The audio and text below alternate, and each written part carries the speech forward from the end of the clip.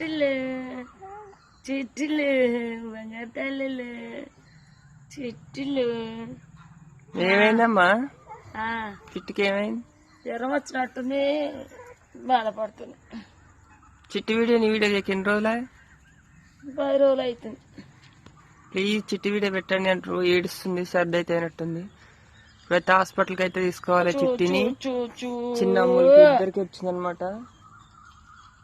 చిన్నమ్మలు వేసింది అడిగు బాపం దగ్గరికి. జ్వరం వచ్చిందా నీకు కూడా?